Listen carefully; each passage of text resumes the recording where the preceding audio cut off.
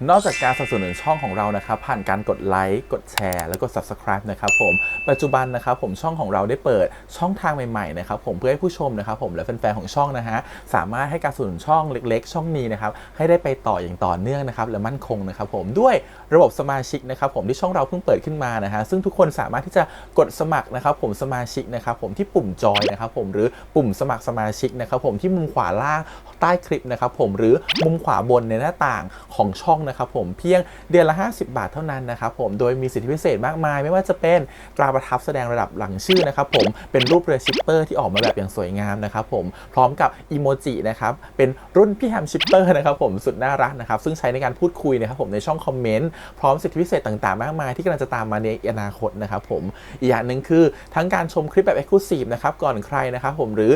โอกาสที่จะได้ทำกิจกรรมต่างๆร่วมกันในอนาคตนะครับผมก็สำหรับสมาชิกเท่านั้นนะครับผมที่เก็บสิทธิ์นี้เอาไว้ให้กับทุกๆท่านนะครับแต่หากระบบสมาชิกยังไม่หนำใจนะครับผมเรายังมีช่องทางอื่นให้สนับสนุนกันนะครับผมไม่ว่าจะเป็นระบบซุปเปอร์แตงนะครับผมซึ่งหากผู้ชมเนี่ยเจอสัญลักษณ์นะครับรูปหัวใจนะครับผมที่มีดอลลาร์ไซน์นะครับผมหรือสัญลักษณ์รูปเงินดอลลาร์อยู่เนี่ยข้างใต้คลิปใดคลิปหนึ่งเนี่ยสามารถที่จะคลิกนะครับผมเพื่อโดเนทนะครับผมแทนคำขอบคุณนะฮะเพื่อเป็นการสนับสนุนช่องได้นะครับหรือจะเป็นการโดเนทนะครับผ่านบัญชีธนาคารนะครับผมซึ่งได้ใส่รายละเอียดเอาไว้แล้วนะครับข้างใต้คลิปนี้นะครับผมเอาไว้ที่คำบรรยายใต้คลิปนอกจากนั้นนะครับผมเรายังได้เปิด Line Open Chat นะครับซึ่งชื่อว่า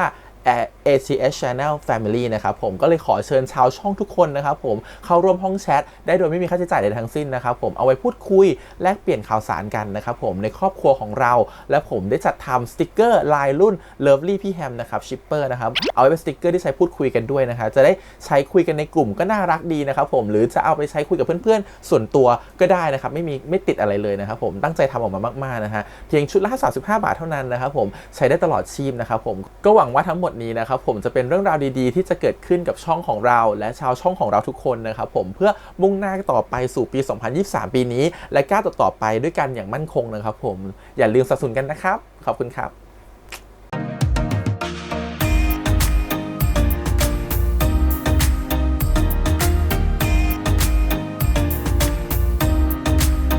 สวัสดีครับยินดีต้อนรับสู่ช่อง ATS Channel นะครับกับพบกันอีกครั้งการ Reaction นะผมวันนี้กับพี่แฮมนะครับเกี่ยวกับการซีรีส์เรื่อง 23.5 องศาที่โลกเอียงนะครับผม EP ที่ 10 นะครับ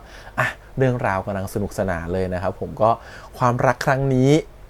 ระหว่างตัวซันนะครับผมกับตัวขององศาจะเป็นยังไงต่อนะครับผมจริงๆก็มันดีขึ้นเยอะแล้วแหละแต่เมื่อซันจะต้องไปเรียนต่อเมืองนอกอยากจะไปเรียนเมืองนอกความระยะทางหรือความห่างไกลตรงนี้มันจะเกิดอะไรขึ้นแล้วตัวของลูน่าเองจะทำให้ตัวของเอลินเนี่ยกลับเข้ามาอยู่ในเพื่อนๆหรืออยากจะอยู่กับผู้คนทั่วไปได้หรือเปล่าอันนี้คือสิ่งสำคัญเหมือนกันและคิดว่า EP นี้น่าจะเคลียร์เรื่องของเอลินเยอะพอสมควรนะฮะโอเคเดี๋ยวไปตามต่อกันดีกว่ากับ 23.5 องศาที่โลกเอียงนะครับ EP ที่ 10 ก่อนอื่นเลยขอบคุณก่อนทาง GMTV ที่อนุญาตให้ reaction ได้นะครับไปดูกันเลยครับผมกับ 23.5 องศาที่โลกเอียง EP ที่ 10 ครับไปเลยอมอ่ะไม่ต้องตามมาโครงการแลกเปลี่ยนที่อเมริกาที่เธอเคยถามครูน่ะตอนนี้เขากำลังเปิดรับสมัครแล้วนะ1 ปีเลยเหรอคะเรารักซันนะเราอยากอยู่กับซันแบบนี้ทุกวันเลยอะเราก็รักองศาเหมือนกันอยากอยู่ด้วยทุกวันเหมือนกันพูดแบบนี้หมายความว่า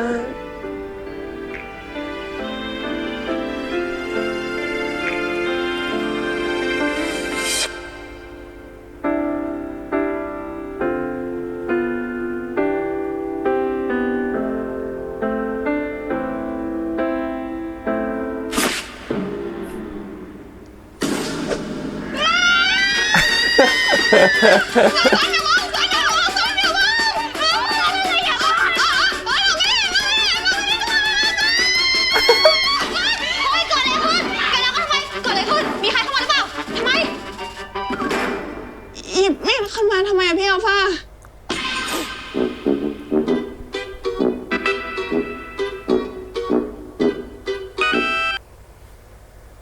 ความลับของจักรวาลองศาชิมแกงจืดฝีมือแม่เราสิอร่อยมากนี่พ่อแม่หน่อยนี่เพิ่งเห็นอร่อยไหม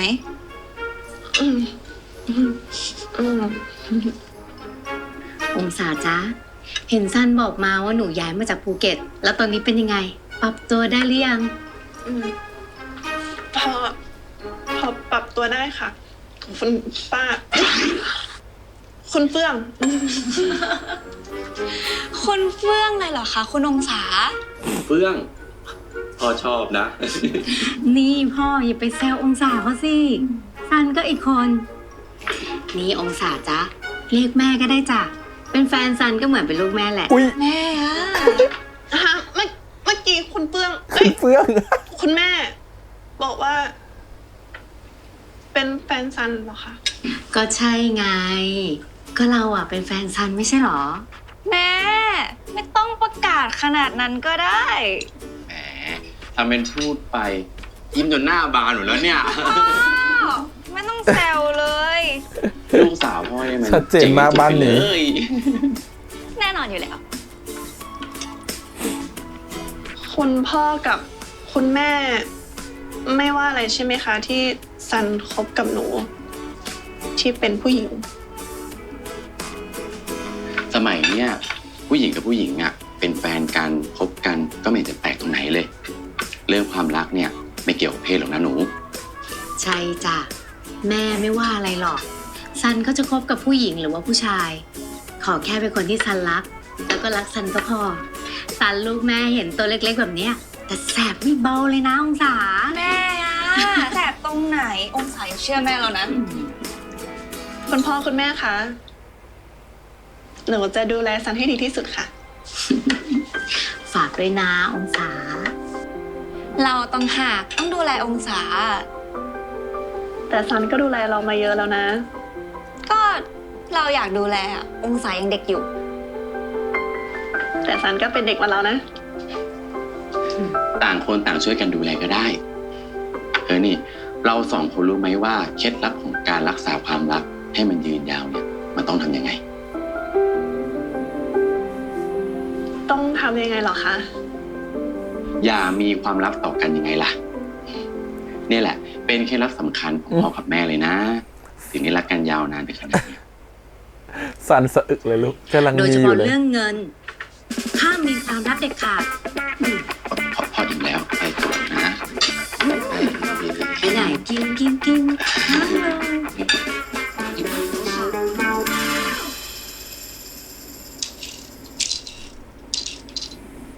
ซันจะบอกดีไหมลูก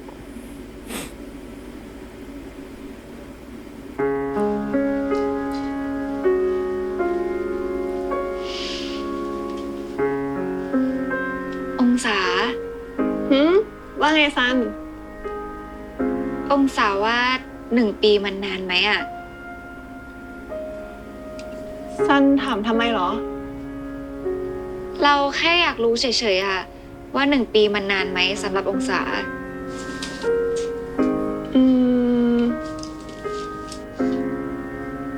เราว่ามันก็นานนะ นานพอที่อะไรหลาย ๆ อย่างมันจะเปลี่ยนแปลงได้เลยอะดูอย่างเราตอนเด็กกับพี่อัลฟาสิ ตอนนั้นน่ะเราสูงเท่ากันเลยนะ แต่พอพี่อัลฟามาอยู่กรุงเทพแล้วก็ไม่ได้เจอกัน1 ปี เราก็สูงกว่าพี่อัลฟาตั้งเยอะเลยอะ อืม แล้วองศายังรักพี่อัลฟ้าเหมือนเดิมไหม ก็ยังรักเหมือนเดิมนะซันถามทำไมเหรอ พูดไปเถอะลูก เรามีเรื่องอยากจะถามองศา อืม เรื่องอะไรเหรอ สมมุติว่า ถ้าวันหนึ่งเรา2 คนต้องอยู่ห่างไกลกันมาก องศาจะเป็นยังไงเหรอ ไกลกันแค่ไหนเหรอ ก็ไกลมากอะ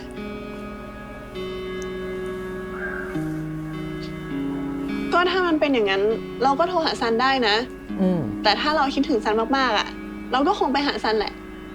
จริงเหรอ ซันถามแบบนี้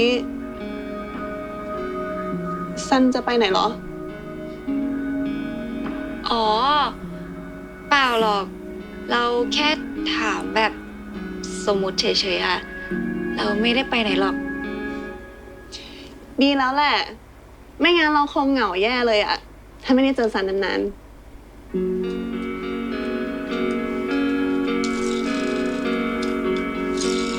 พี่ซันนี่จิ๋ว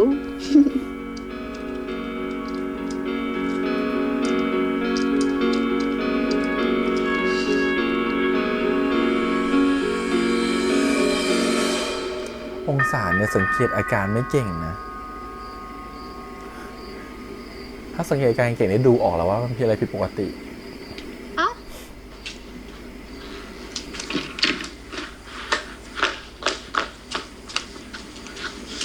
มีอะไรวะลูน่าเอลินอยู่ในบ้านปะเอลินไม่ได้อยู่กับมึงเหรอ ยังไม่กลับบ้านเลยนะ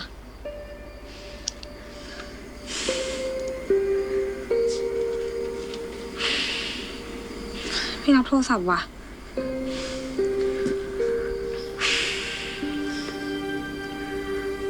ทำไมวะ มึงทะเลาะกันเหรอ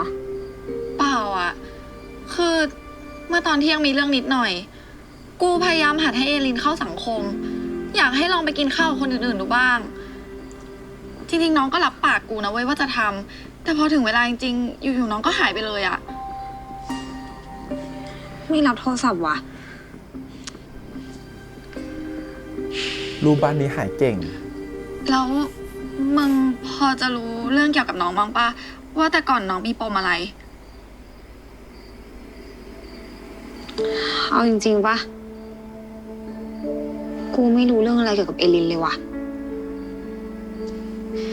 กูแม่งโคตรห่วย อยู่บ้านเดียวกันแท้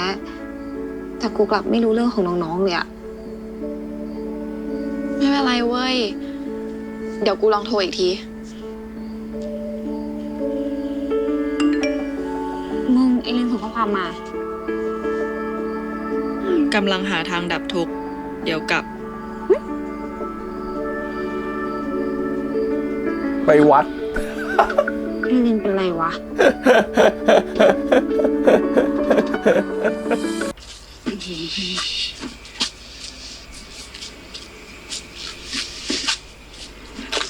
อ้เหี้ยอะไรของมึง จะไปจริงเหรอ มันปิดแล้วอ่ะเพื่อน นี่เหรอที่เรียกว่าปิดอ่ะ ฮะ แหกตาด้วย มึงก็แหกกฎเขา เฮ้ย เฮ้ย ไอ้ต้น ว่ากลับเบอะ มึงกลัวเหรอวะ ไหน มึงบอกกูว่า มึงไม่เชื่อเรื่องผีไง กูบรรยากาศมันน่ากลัว แล้วกูก็ไม่เคยมาวัดตอนกลางคืนด้วย มึงไม่เคยมางานศพเลยเหรอวะ อืม ในชีวิตมึงไม่เคยมีใครตายเลยวะ ฮะ เออ พ่อแม่ปู่ย่าตายาย ลุงป้าน้าอาญาติสนิทญาติห่างๆกูยังอยู่ครบ มีแต่มึงเนี่ยที่จะตายเป็นคนแรกอ่ะปากมึงเนี่ยนะผมควรแล้วน้องเจริญไม่เอามึงอ่ะ ตอนนี้ไม่ใช่เวลามาพูดถึงน้องเจริญนะเว้ย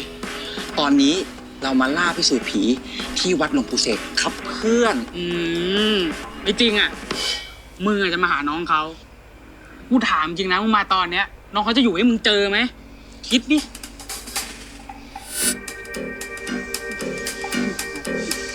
มาทางนี้ทำไมเนี่ย ทำหมาแล้วน่ะเฮ้ย เฮ้ย อะไรวะเฮ้ย มึงนี่ทำกูตกใจไม่รู้ เฮ้ย เฮ้ย อะไรวะ อะไรอ่ะ เฮ้ย เฮ้ย เฮ้ย มึงอย่าดันกูหรือกูล้มไอ้ชนเราไปดูนี่อะไรวะกูว่าเป็ดแน่ๆเลยวะ เป็ดอะไรของมึงอยู่ในพุ่มไม้วะ เอ้า เป็ดจิ๋วไง เป็ดจิ๋ว ทำชั่วน้อยกว่าตัวอื่น เดี๋ยวกูถ่ายวอกแป๊บ มึงยังมีอารมณ์มาถ่ายวออีกเหรอ เออ ไม่ใช่เป็ด เป็ดพูดได้ โอยควายต้น เสียงโคนเว้ย เอ้า น้องให้ลิงมาทำอะไรที่นี่อ่ะ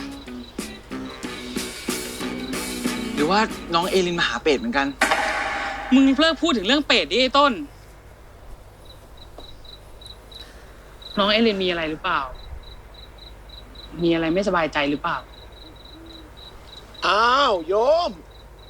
มาทำอะไรที่วัดดึกๆเดินๆแบบนี้เรา ขอโทษครับหลวงปู่ คือพวกผม หนูไม่รู้ว่าจะต้องไปที่ไหน รู้สึกจิตใจไม่ปกติ เลยมาหาที่พึ่งทางจิตใจ อยากจะฟังอาตมาเทศน์ซะหน่อยไหม ไม่เป็นไรค่ะ หนูจะกลับแล้ว แน่ใจนะโยม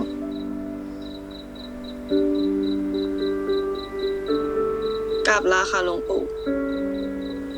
เดี๋ยวก่อนโยม ให้พี่ๆเขาไปส่งที่บ้านเถอะกลางค่ำกลางคืนแบบเนี้ยมันอันตราย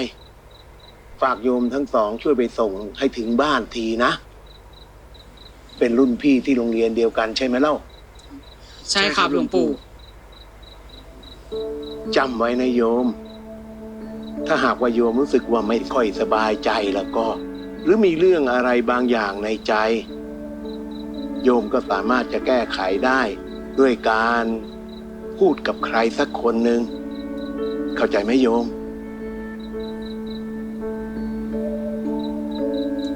เจริญพร คนคือไม่ได้กล้าพูดแล้วเก็บมันเอาไว้อยู่คนเดียว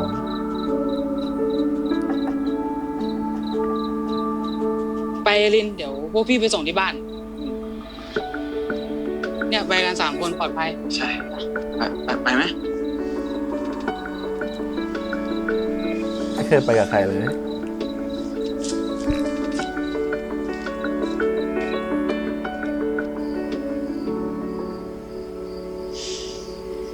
ทำไมพวกนั้นมันช้าจัง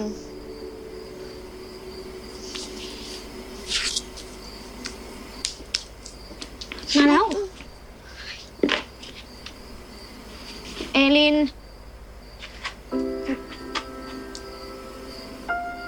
พวกพี่เป็นห่วงแกมากเลยนะเว้ย ไม่เป็นอะไรใช่ไหม สบายดี มนุษย์พี่ มนุษย์ญาติ พวกกูอะดูแลน้องอย่างดี ไม่ต้องห่วง เราพวกมึงไปเจอเอลินที่วัดได้ไงวะ ก็กูกับไอ้มาวิน ไปพิสูจน์เรื่องผีที่วัดหลวงปู่เสก แล้วก็บังเอิญเจอน้องเอลินอยู่ในวัดอะ แล้วเอลินไปทำอะไรที่วัดอ่ะ อยากนอน หมดพลัง ขอตัว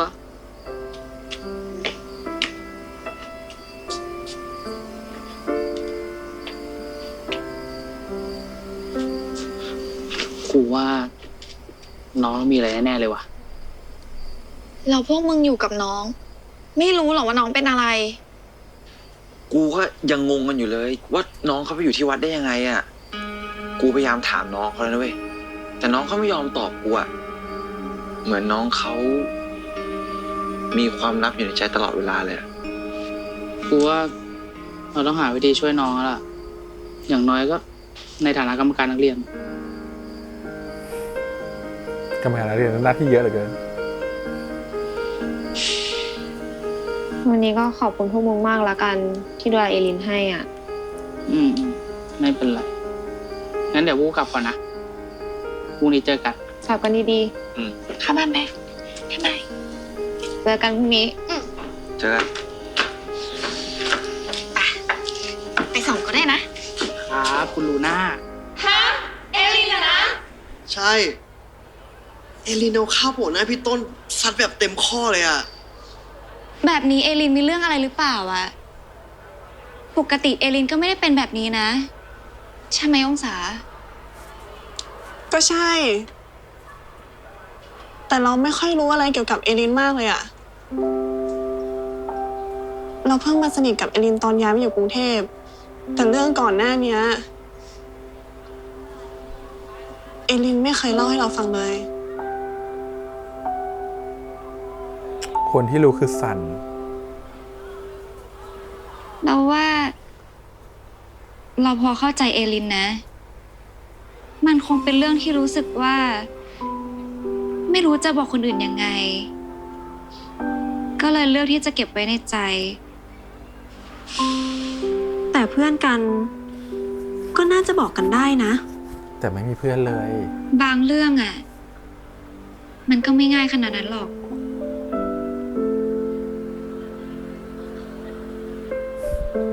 เนื้อตัวเอง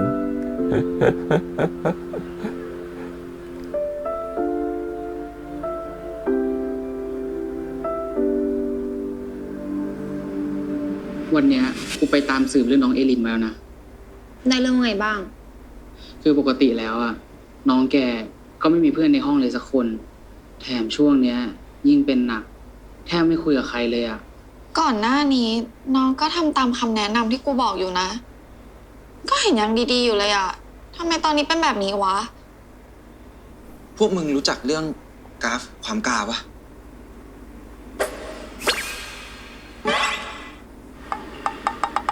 กราฟความกล้าอะไรของมึงวะ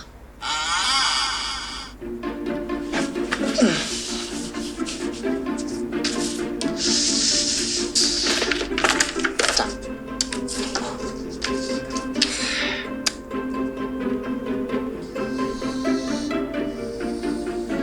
เวลาคนเราจะทำอะไรสักอย่างนะ มันต้องใช้ความกล้า เส้นกราฟเนี่ย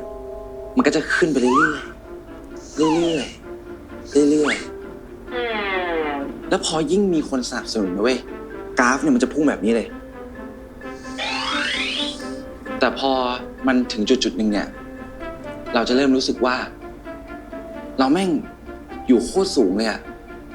แล้วพอหลังจากนั้นนะเว้ย เราก็จะกลัว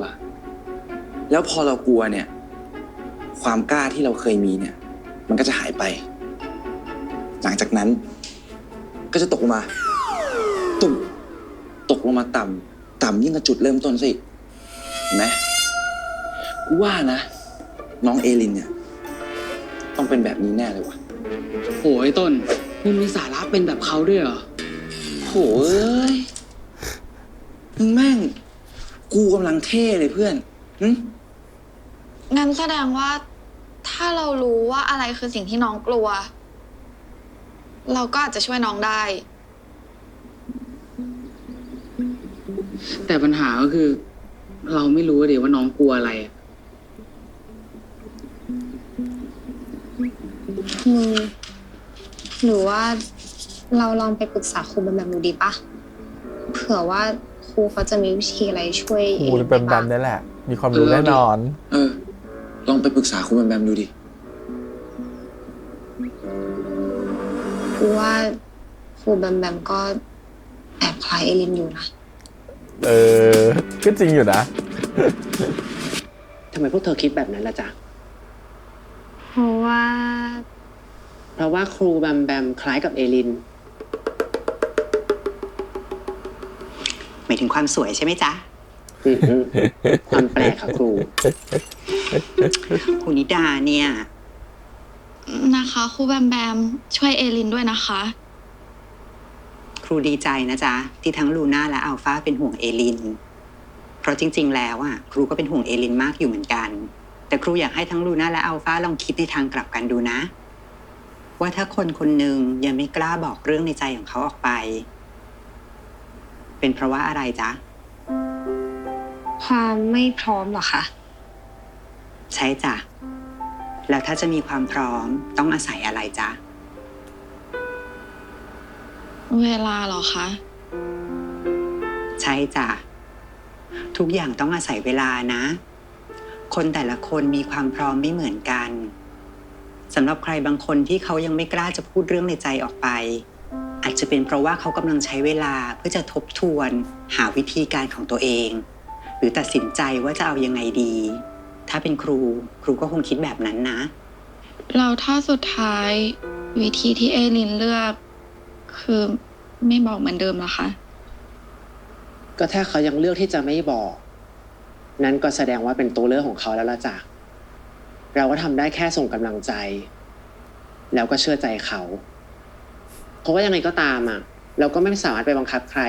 ให้บอกความรู้สึกหรือความในใจออกมาได้ ใช่ไหม มันเป็นโทนที่ไม่ค่อยเห็นพี่ก๊อตจิเล่นโทนเนี้ยแต่เป็นโทนของพี่ก๊อฟอยู่แล้ว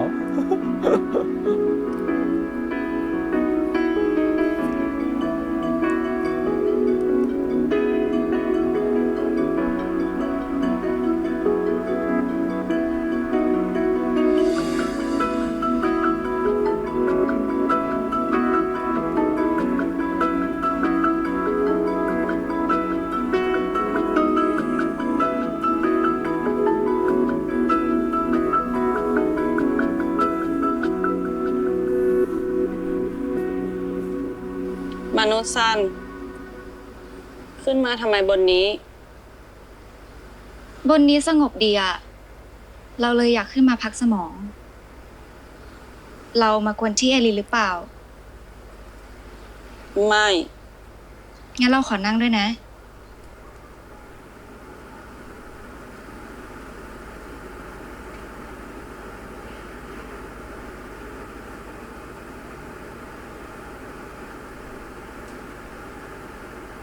เอลินว่า คนเราจะเก็บความลับไว้ได้นานแค่ไหนหรอ เก็บได้เรื่อยๆ จนกว่าจะไม่อยากให้เป็นความลับ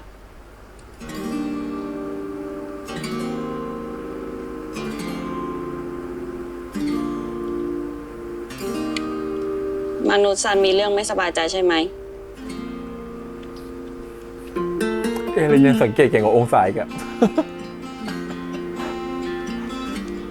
มีเหมือนกัน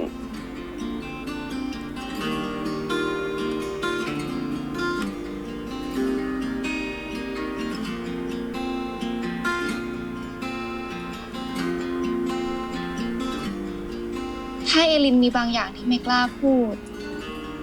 เพราะกลัวว่าถ้าพูดไปจะทำให้ตัวเองรู้สึกแย่ กลัวว่าจะต้องอ่อนแออีก แล้วว่าเอลินอย่าไปกลัวเลย มันไม่ง่าย เรารู้ แต่เราก็ต้องพูด เพื่อที่สักวัน เอลินจะได้จำได้ว่ามีคนพร้อมรับฟังเอลินอยู่นะ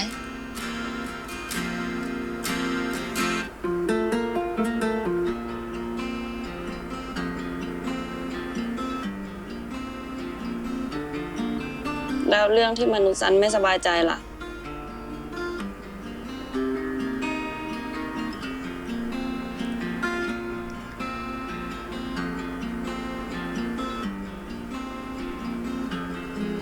มันก็คงจะเกิดขึ้น หลังจากที่เราได้พูดมันออกไปมั้ง พูดอะไร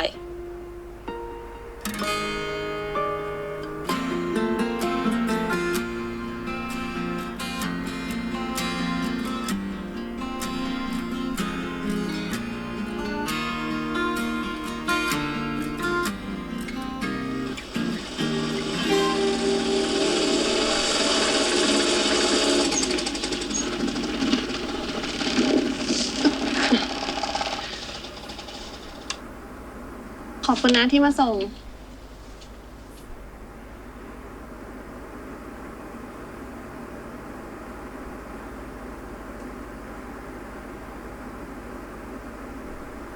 องศา เรามีเรื่องอยากคุยด้วยอะ เรื่องอะไรเหรอซัน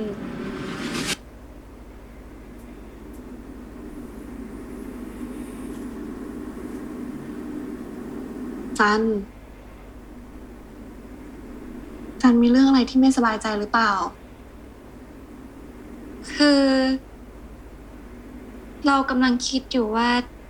เราจะสอบชิงทุนไปเรียนแลกเปลี่ยนที่อเมริกาดีไหม อะไรนะ เรียนแลกเปลี่ยนเหรอ ปูนิดาบอกว่า โรงเรียนเรามีทุนนี้อยู่อะเราเคยบอกว่า เราอยากไปเรียนแลกเปลี่ยน อยากลองไปใช้ชีวิตที่ต่างประเทศดูอะ แล้ว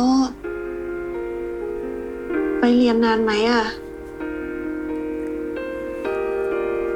ก็ 1 ปีอะ ไม่นานเลย1 ปีตัดไปซีนเดียวเองลูก1 ปีผ่าน เลย ไป เหรอ ไม่นาน แต่เราก็กำลังคิดอยู่นะว่า คิดอะไรเหรอ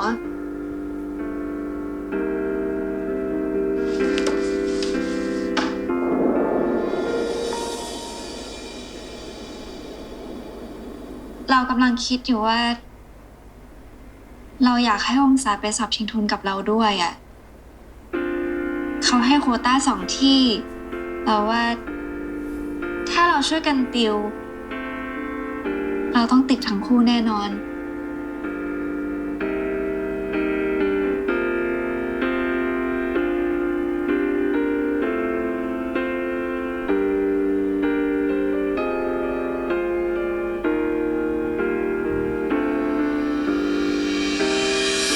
เราไปกับซันไม่ได้หรอก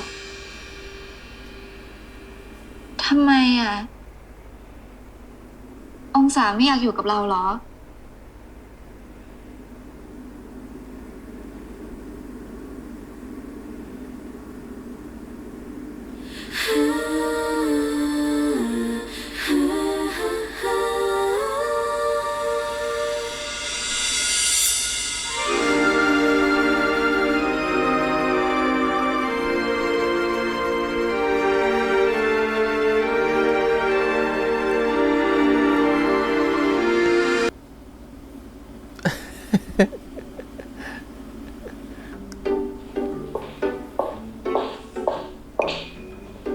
ยังไม่กลับเหรอคะ มีอะไรหรือเปล่า ทำไมหน้าตาอมทุกข์อย่างนั้นล่ะคะ คือฉันมีเรื่องหนักใจนิดหน่อยนะคะ เรื่องความรักหรือเปล่าคะ ทำไมครูคิดว่าเป็นเรื่องนั้นนะคะ ก็อาการมันฟ้องอะค่ะ แต่ว่ามีตัวช่วยนะคะ ครู ตัวช่วย ทุกปัญหามีทางออก ทุกปัญหามีทางออก แค่เราเปิดไพ่ค่ะ แค่เราเปิดไพ่ มา แต่ต้องดอกจันไว้นิด สำห นึ รับ ง นิดด้วย นะ นะ คะว่าเป็นแค่ไกด์ไล น่า น์ กลั ข ว องชีวิตเท่านั้น แล้วมันจะเชื่อได้เหรอคะ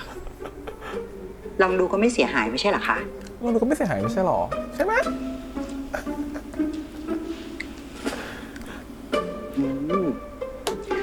ไพ่ออกมาชัดเจนเลยนะคะ ว่าครูนิดากำลังมีความรักอยู่ แล้วก็กำลังคิดถึงใครบางคนอยู่ แล้วไพ่ยังบอกอะไรอีกคะ ไพ่เนี่ยบอกว่า ครูนิดากำลังรักใครบางคนอยู่ แต่ว่าไม่กล้าที่จะบอกออกไป เพราะไม่มั่นใจว่าเขารู้สึกยังไง แม่นขนาด การที่ไม่กล้าบอกออกไปเนี่ยทำให้ครูนิดาอยู่ในฐานะ คนสนิทเพื่อนนี่ครูนิดาอยู่ในฐานะเฟรนด์โซนเหรอคะ แล้วถ้าเรากล้าบอกไปอะค่ะ เขาจะรับได้เหรอคะ เปิดไพ่เพิ่ม ถ้างั้นหยิบไปอีก3 ใบได้ไหมคะ แต่เมื่อกี้ไม่เห็นไพ่นะไม่รู้พูดอ่านผิดไม่รู้เลยเนี่ย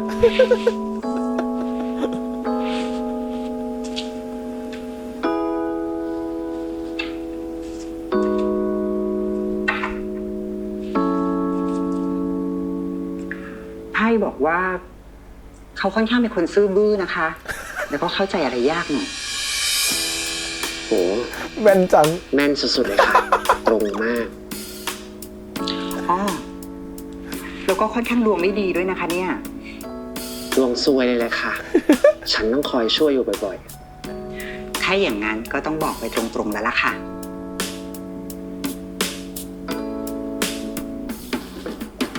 แล้วถ้าเราจะสารภาพอะเราจะสารภาพยังไงล่ะคะครูแบมแบม อันนี้ถามฉันหรือถามไพ่คะ ถามครูแบมแบมเลยค่ะ ถ้าครูนิดาไม่กล้าพูดออกไปตรงๆ ถ้างั้น ส่งดอกไม้ให้ดีไหมคะ ส่งดอกไม้ให้คนที่เราชอบ ดอกอะไรดีคะ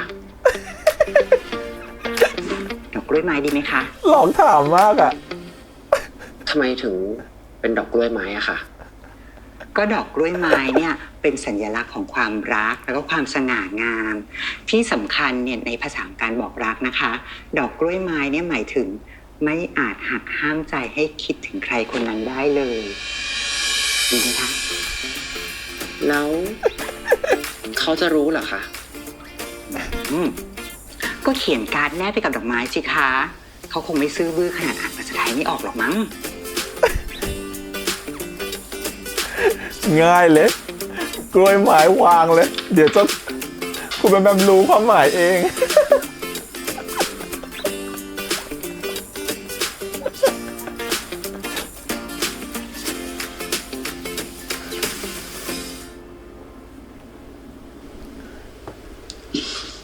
ห่อหมกปูร้านดัง แม่กับพ่อซื้อมาฝากจากภูเก็ตจ้ะ ขอบคุณนะคะ กินแล้ว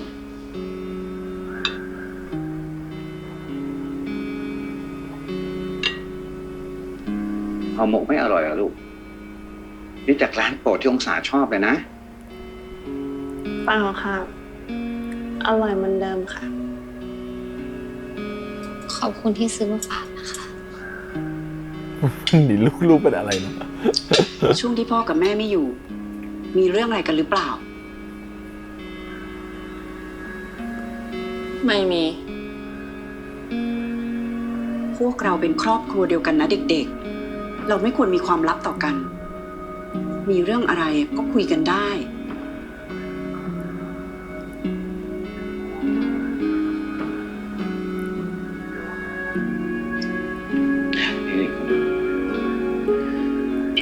เอาอย่างนี้นะ ถ้ามีเรื่องอะไรพวกลูกไม่จำเป็นต้องเก็บมันเอาไว้ในใจนะ ลูกๆยังมีพวกเราเนี่ย เป็นครอบครัวที่อยู่ข้างๆเสมอนะ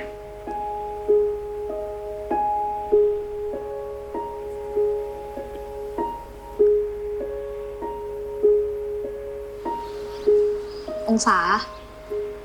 ช่วงนี้แกได้คุยกับเอลินบ้างไหม ช่วงนี้ไม่ค่อยได้คุยเท่าไหร่อ่ะ เอลินดูเหมือนไม่อยากคุยกับใครเลย แล้วแกอะ อะไรเหรอ แกโอเคไหม พี่เห็นแกดูเครียดๆอะ เรื่องซันอะพี่อัลฟา ซันทำไมหรอ ซันชวนหนูไปเรียนแลกเปลี่ยนที่อเมริกา แล้วแกอยากไปไหม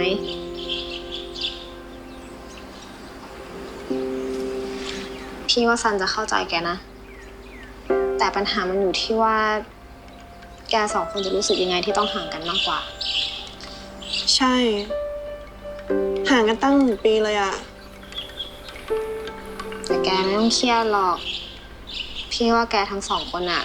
จะรักษาความสัมพันธ์นี้ได้แน่นอน พี่อัลฟาคิดแบบนั้นจริงๆเหรอ อืม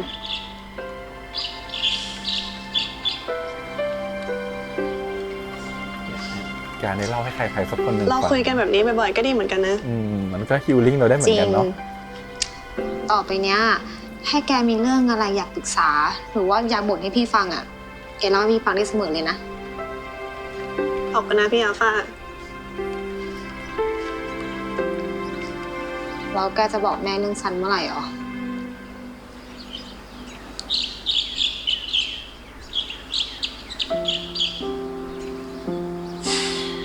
พี่เข้าใจแกนะ แต่เราก็ปิดแม่ไปตลอดไม่ได้หรอก สักวันแม่ก็ต้องรู้อยู่ดี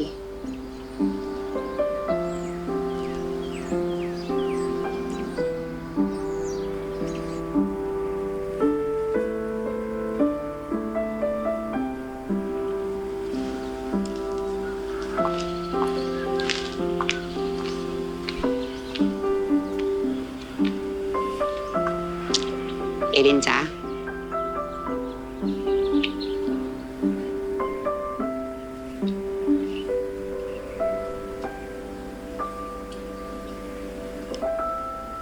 ครูมีอะไรกับหนูเหรอคะ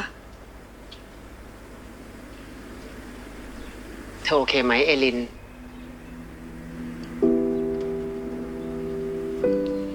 ครูเข้าใจนะ ที่หนูจะรู้สึกไม่ไว้ใจเพื่อนๆในโรงเรียน เพราะหนูอาจจะมีอดีตที่โหดร้าย ครูเองก็เคยเป็นแบบหนู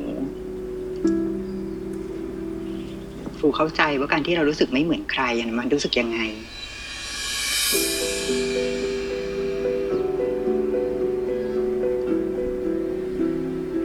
การเลือกที่จะอยู่อย่างโดดเดี่ยวอะบางทีก็ไม่ได้แก้ไขอดีตที่เจ็บปวดหรอกนะ การเปิดรับเพื่อนที่พร้อมจะเข้าใจเรามากกว่า ที่จะทำให้เธอลืมความเจ็บปวดในอดีตได้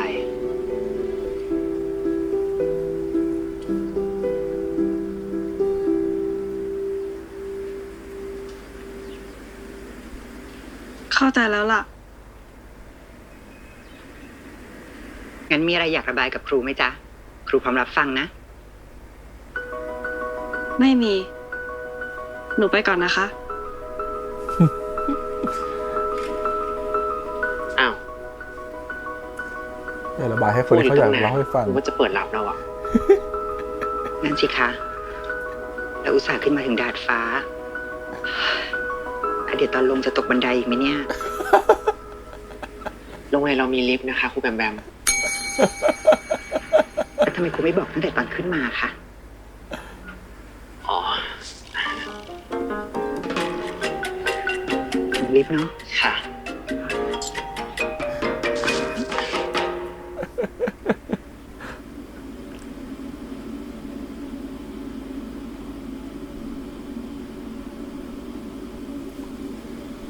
คือเรื่องไปเรียนแลกเปลี่ยน ทำไม เรา ซันถึงอยากไปเรียนแลกเปลี่ยนเหรอ จะอธิบายยังไงดีอะ มันสำคัญกับซันมากเลยใช่ไหม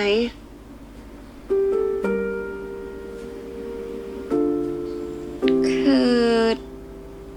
เรามีความฝันอะเราฝันว่า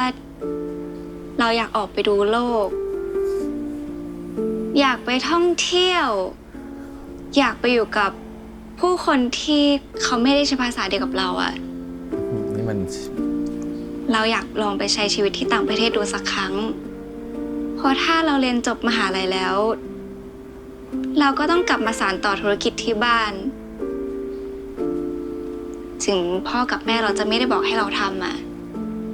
แต่เราเป็นลูกสาวคนเดียวของบ้าน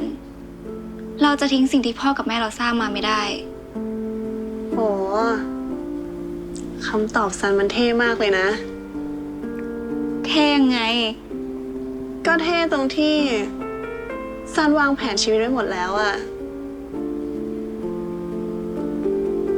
ซันดูเป็นผู้ใหญ่มาก ขนาดเราอายุเท่ากัน แต่องศาก็เท่เหมือนกันนะ เราไม่เท่หรอก เราไม่ได้วางแผนชีวิตอะไรแบบนี้เลยอะเราเคยคิดว่าเราอยากเป็นสัตวแพทย์เพราะเราชอบอยู่กับลาเต้ เราไม่ได้มีความฝันเป็นชิ้นเป็นอันแบบซันเลย ที่เราบอกว่าองศาเท่อะเพราะว่าองศาเป็นคนที่จิตใจดีมากๆ เป็นคนที่น่ารัก แล้วก็เป็นคนที่ตลกด้วย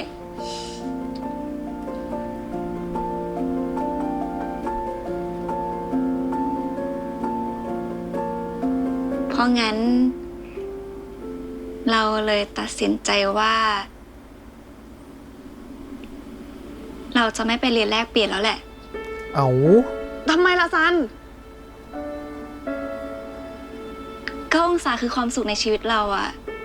เราไม่อยากอยู่ห่างความสุขของเรา แต่เราไม่อยากให้ซันทำแบบนี้ มันคือความฝันของซันนะ เราคิดมาสักพักแล้วแหละ ถ้าองศาไม่ไปกับเรา เราก็จะไม่สอบชิงทุน องศาสำคัญสำหรับเรามากนะ แต่ว่า มนุษย์ยากมนุษย์สั่น ตามมานี่หน่อย มีเรื่องจะเล่าให้ฟัง มีเรื่องอะไรเหรอเอลิน เรื่องที่เป็นเอเลี่ยนไง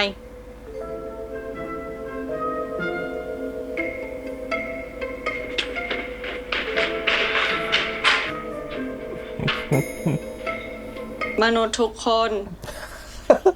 เอเลี่ยนเข้าใจและรับรู้ได้ว่า ชอบการเล่นบอล ทุกคนใน เล่าที ห้อ เดี ง ยว นี้ มองว่าเอเลี่ยนเป็นญาติ เป็นน้อง แล้วก็เป็นเพื่อน ไม่ได้มองว่าเป็นเอเลี่ยนเหมือนคนอื่น แล้วที่น้องเอลินทำตัวเป็นเอเลี่ยน เพราะอะไรล่ะคะ ๆ เพราะว่ามนุษย์ไม่เป็นมิตร ยังไงอะใครทำอะไรแก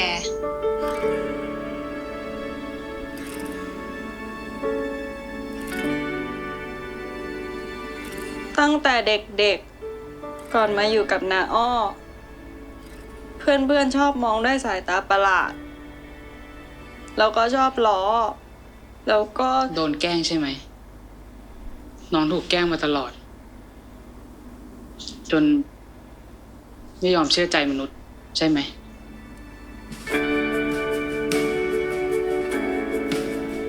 น้องก็โดนแกล้งมาตั้งแต่เด็ก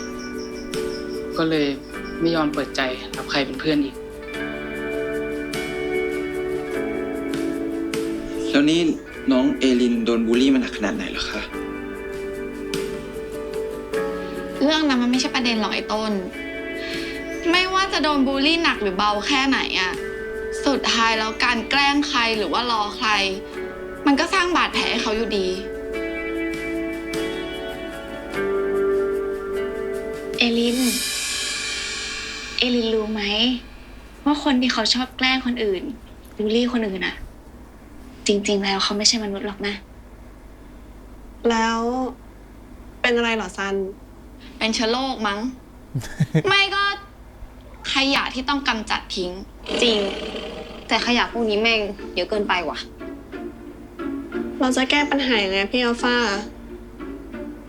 เราก็คงทำได้แค่ อย่าปล่อยให้คนที่โดนแบบเอลินต้องโดดเดี่ยว ใช่ อย่าปล่อยให้เพื่อนต้องถูกทอดทิ้ง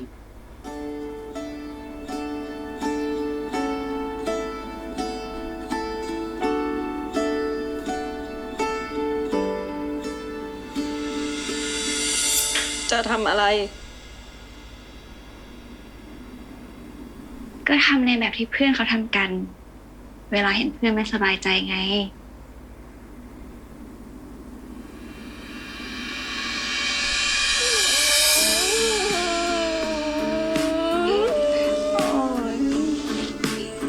ไม่ร้อง พวกเราจะปกป้องแกเองนะเอลิน ต่อไปนี้แกไม่ต้องอยู่คนเดียวแล้ว หลายคนร้อง แก ไห้ มา แน่ นั่ง นอน เล่ ฉาก น นี้ มากินข้าว กับเรา กับติน กับเจริญได้เลยนะ ถึงแม้ว่าเราจะอยู่กันคนละห้องนะเราก็เป็นเพื่อนกันได้นะ ขอบคุณนะมนุษย์เพื่อน ต้องชมนะน้องวิวเล่นดีมากเล่นเก่ง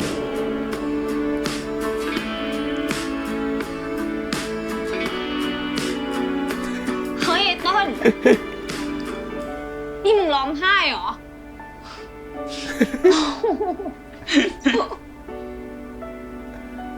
กูว่า กูรู้สึกได้แรงบันดาลใจว่ะ ต่อไปนี้เนี่ย กูจะไม่ทำชมรมเรื่องลี้ลับแล้วว่ะ เอ้า แล้วมึงจะทำอะไรอ่ะ กูจะทำชมรมช่วยเหลือเด็กที่ถูกกลั่นแกล้ง กูจะเป็นตะบองเสียง กระบอกเสียง นั่นแหละ กูจะเป็นกระบอกเสียง ให้กับคนที่ถูกรังแกอ่ะ เพราะว่าพี่ต้นเนี่ยรักคน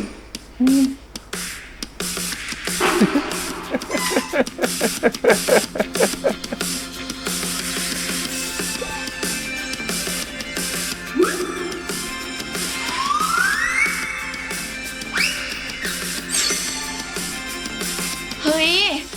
น้องเขายิ้มเพราะว่ามึงเลยไหวต้น ครั้งแรกเลยอะเนี่ย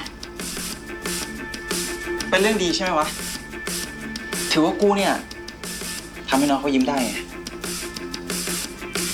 ปรบมือให้เขาหน่อย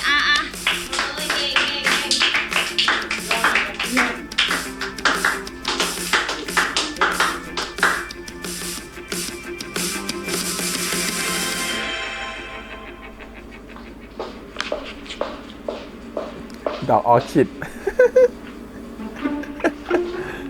ดอกกล้วยไม้ดอกออร์คิดเลยนะ ของใครอ่ะ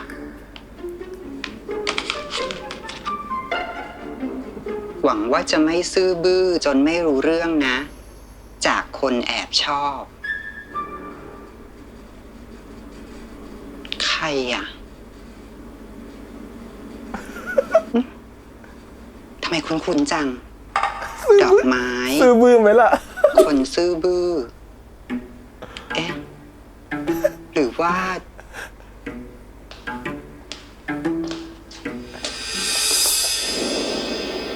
ครูเข้าใจหรือยังคะ ครูนิดาชอบฉันเหรอคะ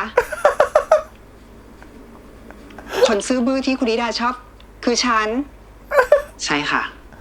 คนซื่อบื้อคนนั้นก็คือ ครูแบมแบม นี่ก่อนสิเล่นต้องเท่อย่างนี้เหรอ เออ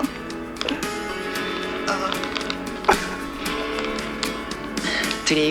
ครูแบมแบมจะบอกฉันได้หรือยังคะว่า ฉันจะหลุดจากเฟรนด์โซนได้ไหม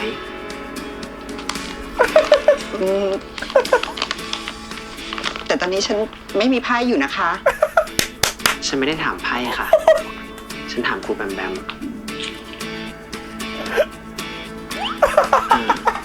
ครูแบมแบมเอาดอกไม้ทัดหูทำไมคะ ฉันเขินนะคะ ครูแบมแบมเขิน แสดงว่า ครูก็ชอบฉันใช่ไหมคะ เสียงพี่ก้อนจีดูเท่ ขอไปถามไพ่ก่อนนะคะ เดี๋ยวค่ะครูไพ่อยู่นี่ค่ะ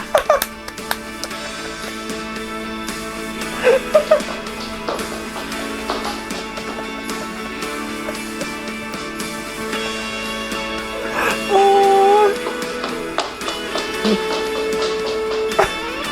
อ้ยเล่นขำกันกี่รอบวันเนี้ย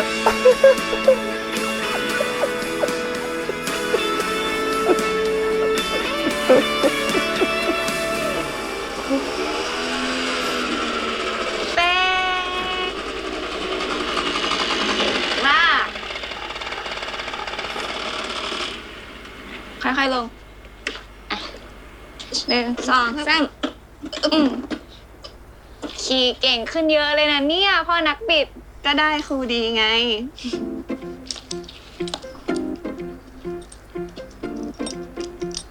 สีแดงอยู่ตรงนี้ได้ อย่างนี้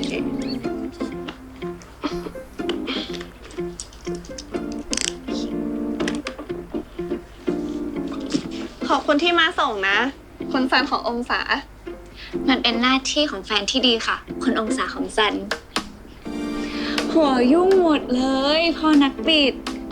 หัวยุ่งแบบนี้เรายังชอบอยู่ไหม จะไม่ชอบ ก็ไม่ทันแล้วแหละ ชอบไปหมดทั้งใจแล้ว ซัน เรามีเรื่องอยากจะบอกอะ เรื่องอะไรเหรอ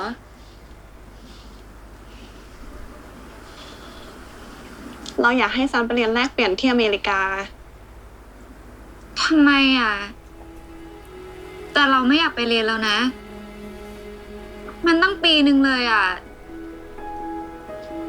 เราทนไม่ไหวหรอก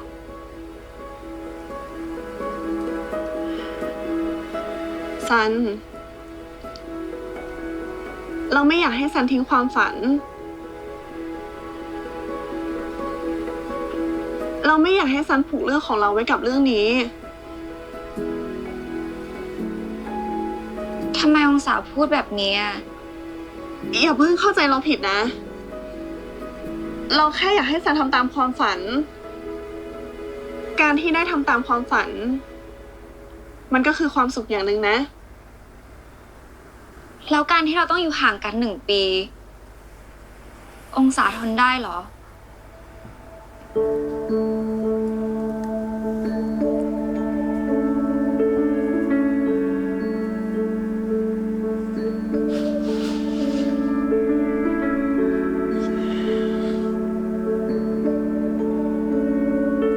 มีอะไรหรือเปล่า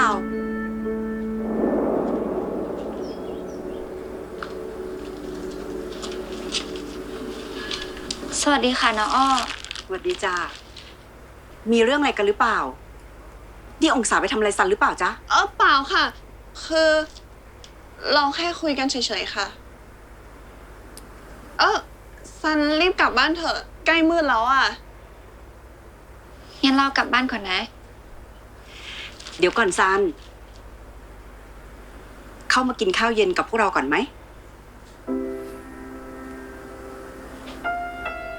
ได้ค่ะ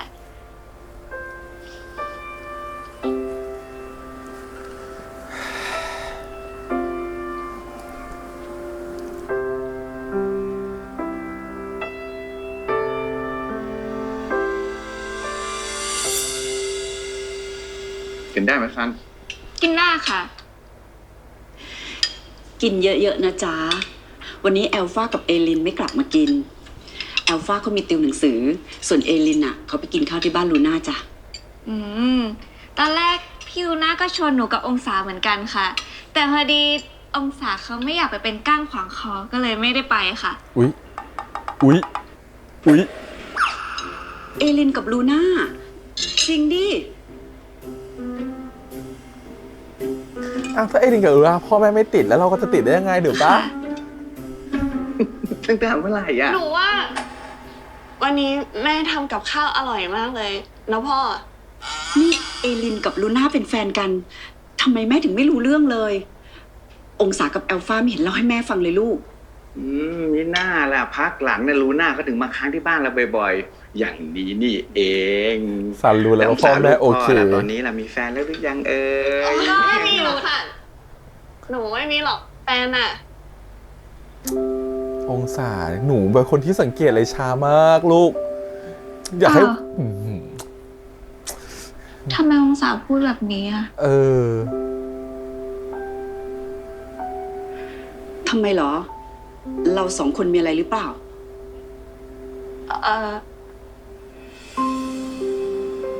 นี่องศาไม่คิดจะบอกพ่อกับแม่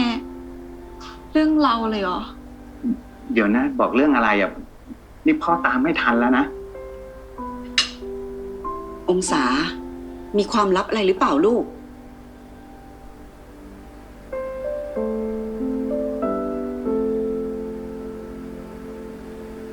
คือหนูกับองศา เราไม่ได้เป็นแค่เพื่อนกันนะคะ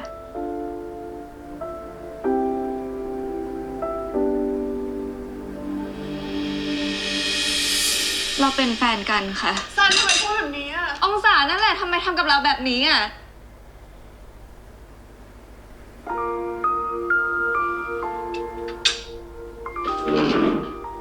ซัน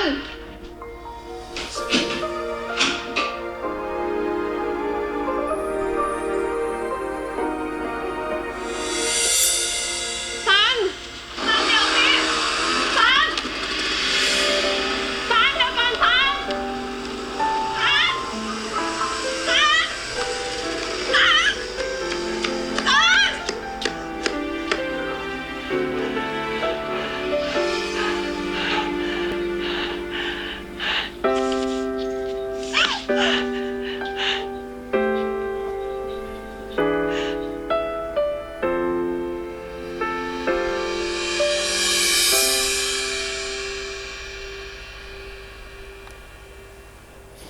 ตลอดเวลาที่ผ่านมา เราพยายามทำความเข้าใจกับความเป็นองศามาตลอด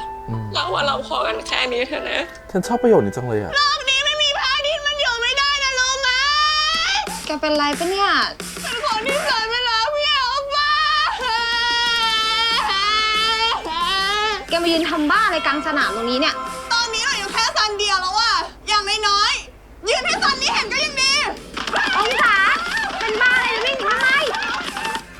แกอยากได้อะไรอ่ะ บอกพวกเราได้นะ เราอยากได้ซันคืนมาพวกแกทำได้ไหม เอาน้ำมนต์หลวงปู่เสกไหม ไม่เอา ซัน ถึงซันจะไม่อยากเจอเรา แต่เราอยากคุยกับซันนะ ดึกเล่ากลับก่อนเถอะพรุ่งนี้ค่อยมาใหม่ องศา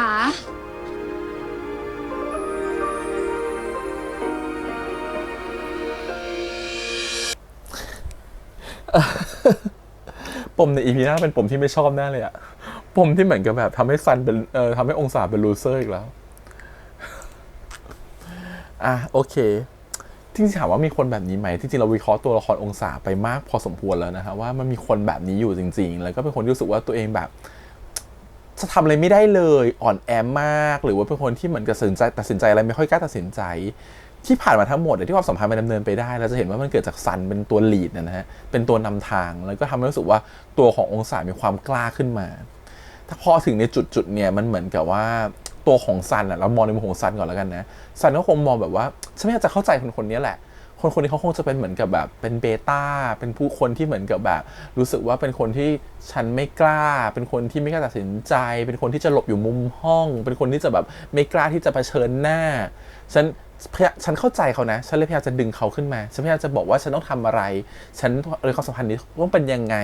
ฉันพยายามจะเข้าใจว่าเขาเป็นคนแบบนี้ฉันเลยต้องพุชก่อนฉันต้องเฟลิร์ตเขาก่อนฉันต้องเข้าหาเขาก่อนนี่คือสิ่งที่ซันทำมาตลอดแต่เราชอบประโยคเมื่อกี้มากในตัวอย่างนะไม่รู้จะตัดหล่อตัดจริงอะไรก็แล้วแต่ชอบประโยคมากๆเลยว่าพยายามจะทำความเข้าใจองศามาตลอดเลยอะแต่ตอนนี้ไม่เข้าใจเลยว่าองศาเป็นคนยังไงรู้สึกคือมันใช่ว่ะคือพอนึกถึงตัวของซันรู้สึกแบบไม่เข้าใจอะว่าตอนเนี้ยที่ผ่านมาทั้งหมดมันคืออะไรแล้วทำไมเขาถึงไม่เห็นน่ะพ่อกับแม่พูดกระทั่งว่าลูน่ากับลูน่ากับเอเลนแฟนกับเราอุ๊ยน้ำเสียงดีใจมากๆอ่ะนั่นคือสิ่งที่เรารู้สึกว่าองศาเป็นคนที่จับสังเกตคนไม่เก่งตั้งแต่แรกอยู่แล้วตัวคาแรคเตอร์ตัวนี้มันถูกปูแบบนั้นอยู่แล้วนะมันเลยจับอารมณ์ไม่ได้เลยว่าพ่อกับแม่รู้สึกยังไงในการที่พูดถึงลูน่าและเอลินแต่ตัวขององศากลับไปจับแบบว่าเฮ้ยเป็นเรื่องที่ใช่ว่าต้องพูดตอนนี้ไหมไม่ใช่เรื่องต้องพูดนะเราต้องแยกเรื่องออกจากกันนะฮะเรื่องบางเรื่องไม่จำเป็นต้องพูดเพราะว่ารอเวลาให้เจ้าตัวพร้อมก่อนค่อยพูดอันนี้อาจจะเป็นในมุมขององศานะมองว่าฉันยังไม่พร้อมบอกเรื่องนี้เลยอะฉันไม่อยากพูดแต่ในมุมของซันคงจะมองว่าเฮ้ยพ่อแม่เขายินดีกับลูน่ากับเอลินขนาดนี้แล้วว่าเรื่องของฉันคงผ่านสบายแหละฉันเป็นแฟนกับองศาแต่องศาก็บอกว่าเป็นแค่เพื่อนจี๊ดสุดคือตรงนี้คือถ้ายังอ้ำอึ้งอยู่อะไรอย่างเงี้ยแล้วบอกว่าเหมือนกับแบบเปลี่ยนเรื่องคุยอาจจะพอว่านะแต่นี่บอกเราเป็นแค่เพื่อนกันค่ะด้วยตอบเร็วเลยอะความรู้สึกคือแบบมันก็มีในมุมของซันก็คงจะโกรธอยู่นะว่าอันนี้คืออะไรอะฉันไม่เก็ตอะคือเรารู้สึกว่าสองคนนี้มีนิสัยที่ต่างกันมากๆแล้วเป็นนิสัยที่ต้องต่างทำความเข้าใจกันเยอะมากแล้วเราเข้าใจคนแบบซันมากเพราะซันคือคนแบบเราคือเราไม่ใช่คนแบบองศานะเพราะฉะนั้นเรารู้สึกว่าเราเลยเข้าใจในมุมของซันว่าเข้าใจแหละว่าในเหตุการณ์เนี่ยมันอาจจะต้องรอเวลาในความพร้อมขององศาเพราะอีพีนี้เขาจะพูดเรื่องความพร้อมเนาะเหมือนที่ครูแบมกับครูนิดาบอกว่าเวลาคือเป็นตัวบอกว่าเขาจะพร้อมบอกความลับของตัวเองเมื่อไหร่อันนี้ก็คือความลับขององศาเหมือนกันว่าฉันกำลังเป็นแฟนกับซันอยู่งั้นตอนเนี้ยมันยังไม่พร้อมฉันก็ไม่อยากบอกอันนี้เข้าใจแต่ว่าของซันคงจะมองว่าก็ฉันเห็นแสดงอาการพ่อแม่เธอก็ไม่ได้โกรธนะในการพูดถึงลูน่ากับเอลินงั้นเรื่องของเราก็น่าจะปกติปะแต่มันแบบอาจจะลืมมองไปว่าแฟนฉันแบบสังเกตอารมณ์คนไม่เก่งเองอ่ะมันก็เลยเหมือนกับจริงๆก็อาจจะเป็นเราก็ได้ที่ควรจะพูดหรือเปล่าหรือต้องรอให้เขาพูดก่อนแล้วว่ามันเป็นความโปรเซสของเด็กแหละบางทีมันไม่ได้คิดอะไรกันแต่นึกถึงว่าถ้าเหตุการณ์นี้เกิดในวัยที่เป็นโตกว่านี้นะเป็นผู้ใหญ่กว่านี้และองศายังเป็นแบบเนี้ยเราว่าถ้าเราเป็นซันเราคงต้องตั้งคำถามกับตัวเองเหมือนกันแหละว่าคนนี้ควรเป็นแฟนเราจริงหรือเปล่าเราคงต้องไปคิดข้อดีของเขาเยอะๆอะว่าโอเคไหมเขารู้สึกว่าตอนนี้เรารู้สึกเรากำลังมีแฟนเป็นคนที่ค่อนข้างจะมีความเป็นแบบลูเซอร์นิดนึงอะเป็นคนที่แบบขี้กลัวขี้แพ้นิดนึงอะแต่เขาอาจจะมีข้อดีอื่นๆก็ได้นะที่มาซัพพอร์ตเราหรือว่าอยู่กับเราแล้วรู้สึกว่ามีความสุขทำให้เรามีความสุขในเรื่องอื่นหรือเรารู้สึกว่าอยู่กับเขาแล้วสบายใจก็ได้มันเป็นแบบนั้นก็ได้แต่แค่รู้สึกว่ามันก็ต้องมีหลุดออกมาในความคิดนิดนึงแหละว่าแฟนเราเป็นแบบนี้เราทำยังไงวะเราจะอยู่กับเขาตลอดไปได้ไหมจะทำยังไงต่อไปมันจะมีอะไรอย่างขึ้นมาถ้าโตกว่านี้นะแล้วว่าแค่ในซันก็แล้วแหละว่ามันขนาดนั้นเลยเหรอทำไมเธอถึงไม่บอกออกไปคือคนที่เชื่อเรื่องบอกไปเพราะอย่าลืมว่าซันเป็นคนที่โอเพนมากๆบอกกับครอบครัวเลยเนาะตอนที่ไปหาครอบครัวเนี่ยเราจะเห็นว่าองศายังมีความเกรงอยู่เลยว่าไม่คิดว่าตัวของซันจะบอกครอบครัวไปซึ่งเราว่านี่คือลักษณะขององศาแหละคือคนที่ไม่กล้าออกไปก่อนต้องคิดให้ดีก่อนต้องตัดสินใจให้ได้ครบถ้วนก่อนถ้าไม่งั้นไม่กล้าพูดงั้นจังหวะที่ตอนที่เหมือนกับว่าซันพูดออกไปว่าเป็นแฟนกันนะองศาถึงบอกว่าพูดอะไรทำไมต้องพูดแบบนี้ซันถึงตอบกลับไปว่าเธอเป็นอะไรเธอถึงไม่พูดมันคือโคตรคนเลยในคนนิสัยอารมณ์เหมือนคนนึงเป็นแบบโคตรซูเปอร์อินโทรเวิร์ตอีกคนนึงเป็นแบบเอ็กโทรเวิร์ตแบบ something like that อย่างนั้นซึ่งมันอาจจะไม่ใช่แบบนั้นนะแต่จริงๆมันคือคนที่แบบว่าค่อนข้างที่จะแบบว่าตรงไปตรงมากับตัวเองมากๆจริงใจกับตัวเองมากๆกับอีกคนนึงเป็นคนที่เหมือนกับแบบค่อนข้างจะแบบสับสนถามว่าเขาเป็นคนที่คิดก่อนทำแต่ต้องคิดเยอะๆเลยนะถึงจะทำได้พอมันเจอคนที่มันต่างกันมากๆแบบนี้บางทีมันทำให้แบบว่าการจะเป็นแฟนกันมันลำบากนะนิยายเรื่องนี้พยายามจะทำให้นิยายหรือซีรีส์นี่พยายามจะทำให้เห็นว่าคนที่ต่างกันมากๆก็เป็นคบกันได้หรือเป็นแฟนกันได้คือในชีวิตจริงการที่ซันกับองศาจะมาคู่กันมันก็เป็นไปได้แหละแต่มันมันต้องแบบมันต้องมีอะไรบางอย่างที่มันคลิกกันมากๆมันถึงจะคู่กันได้เพราะส่วนคนเราจะคบกับคนที่มีความเป็นไทป์ใกล้ๆกันส่วนเรารู้สึกถ้าเราในมุมของคนดูเรารู้สึกว่าองศากับ องศากับซันเป็นไทป์ที่ต่างกันมากๆประมาณนึงเลยอะไรเงี้ยฟีลลิ่งจริงๆเหมือนคล้ายๆกับลูน่ากับเอลินนะต่างกันมากๆแล้วมันก็เป็นฟีลที่ลูน่าต้องเข้าหาก่อนไงเพราะรู้ว่าเอลินจะไม่เข้าหาก่อนแน่นอนคล้ายๆกันซันก็ต้องเข้าหาตัวขององศาก่อนฟีลแบบนั้นเพราะฉะนั้นถามว่างานเนี่ยผิดไหมที่ซันจะโกรธก็ไม่ผิดนะในมุมของเราแต่มันผิดไหมที่ซันพูดออกไปว่าเป็นแฟนกันก็อาจจะผิดถ้ามองในมุมขององศานะเพราะว่าองศาคงจะมองว่ามันเป็นสิทธิ์ของฉันที่จะบอกเรื่องนี้กับครอบครัวฉันในวันที่ฉันพร้อมถ้าเธอชิงบอกก่อนทำไมเธอต้องบอกก่อนเพราะเธอยังไม่พร้อมเลยมันแล้วแต่มุมมองว่าจะมองมุมฝั่งใครแต่ถ้ามองในมุมคนนอกอ่ะเรามองว่าพ่อแม่ถ้าเปิดมาขนาดนี้แล้วว่าเรามองเป็นความโง่ขององศามากกว่าที่สังเกตไม่ได้ว่าสิ่งเนี้ยคือพ่อแม่เขาโอเคงั้นแต่ก็ต้องเข้าใจว่าองศาเป็นคนแบบนั้นที่สังเกตอารมณ์คนไม่เก่งอะไรเงี้ยมันพอเป็นแบบนี้พอยังจะเข้าใจทั้งสองฝ่ายมันจะเหมือนกับว่าอ่ะก็ต่างเห็นใจทั้งคู่นะแต่ถ้าสมมติว่าเราไปยืนอยู่ฝั่งใครฝั่งหนึ่งเราจะรู้สึกว่าเราจะคิดไม่เหมือนกันเลยเราจะคิดว่าอาจจะเข้าข้างซันก็ได้หรืออาจจะเข้าข้างองศาก็ได้แต่ที่แน่เรื่องมันเป็นแบบนี้แล้วอ่ะมันพอเห็นตัวอย่างตอนต่อไปเราจะเห็นว่าองศาเป็นคนที่แบบคือไม่อยากเสียเขาไปก็จริงนะแต่ก็ทำเลยไปโดยที่เหมือนกับบางทีก็คิดทั้งหมดไม่ได้ถี่ถ้วนขนาดนั้นหรอกพยายามจะเป็นคนที่คิดก่อนแล้วทำแต่ก็คิดไม่ถี่ถ้วนขนาดนั้นแล้วค่อยทำลงไปมันก็เลยสับสนปนเปไปหมดแล้วจะเห็นว่ามันต่างกันมากๆตรงที่ว่าซันเป็นคนที่เป้าหมายชัดอะทุกอย่างมันชัดเจนในความฝันของเขาอะเขาตัดสินใจ1 2 3 4ไปแล้วจะทำสิ่งนี้อะขณะที่องศามันเหมือนกับคนที่ลอยเลื่อนลอยอยู่เลยเพราะฉะนั้นอันนี้แหละคือปัญหาคือความที่มันต่างกันมากๆงั้นพอเรากลับมาดูกันที่ว่าตัวของซันจะอยากไปเรียนเมืองนอกไปแลกเปลี่ยนเนี่ยแล้วซันบอกไม่อยากไปละเพราะว่าติดกับตัวองศาขณะที่องศากำลังคิดแทนบอกว่าไม่เธอต้องทำตามความฝันของเธอฉันไม่อยากเป็นส่วนหนึ่งของการทำลายความฝันของเธออันนี้ก็ทำให้เห็นถึงความต่างกันอยู่นะฮะโอเคสิ่งที่องศาพูดก็จริงนะฮะในมุมของเรานะว่าจริงๆเราไม่ควรทิ้งความฝันของเราแลกกับการที่เรารักใครสักคนหนึ่งเพราะต่างคนต่างมีความฝันของตัวเองอันนี้ก็เรื่องหนึ่งนะฮะงั้นเราและอีกอย่างหนึ่งคือคนอย่างตัวขององศาเองก็คงจะมารู้สึกแย่แหละที่เอาความรักความสัมพันธ์ของคนตรงหน้ามาผูกติดกับความฝันและกลายเป็นว่าเรากำลังทำลายความฝันของเขาโดยที่เรารู้สึกว่าเรารู้สึกแย่กับตัวเองอ่ะเหมือนเราไปฉุดรั้งเขาไว้อ่ะมันก็ไม่ดีกับความรู้สึกของตัวองศาเหมือนกันขณะที่ซันเองก็ไม่ได้คิดถึงจริงๆซันอาจจะคิดถึงองศาก็ได้นะเราไม่รู้ความคิดซันเพราะซันยังไม่ได้พูดทั้งหมดเนาะแต่จริงๆแล้วอ่ะในมุมของซันถ้าซันเป็นคนที่เป็นนิสัยแบบนี้เป็นไทป์แบบเนี้ยอาจจะเป็นไปได้ว่าถ้าฉันตัดสินใจไปแล้วอ่ะฉันต้องแบบนี้งั้นคนถึงจะเป็นความฝันก็จริงแต่ในความฝันของฉันอ่ะต้องมีเธออยู่ด้วยถ้ามีเธออยู่ฉันก็เลือกแบบไม่ไปก็ได้เขาจะเป็นคนที่ตัดสินใจไปแล้วแล้วก็คิดมาแล้วก็ตัดสินใจแล้วก็ได้ว่าจะเป็นแบบนี้แต่พอคิดไปแล้วอ่ะองศากลับมาบอกว่าไปเถอะมันทำให้เขารู้สึกว่าเอ๊ะฉันน่ะเป็นคนที่ตัดสินใจเองมาตลอดฉันเป็นคนที่เชื่อมั่นในตัวเองมาตลอดแล้ววันที่ฉันบอกคุณไปแล้วว่าฉันไม่อยากไปแล้วพอฉันคิดมาดีแล้วอ่ะแต่คุณบอกว่าให้ไปเถอะตอนที่เขาเคลียร์กันหน้าบ้านอ่ะมันถึงยังไม่จบไงเพราะคุณบอกให้ไปเถอะมันเลยเหมือนแบบนี่คุณไล่ฉันหรือเปล่า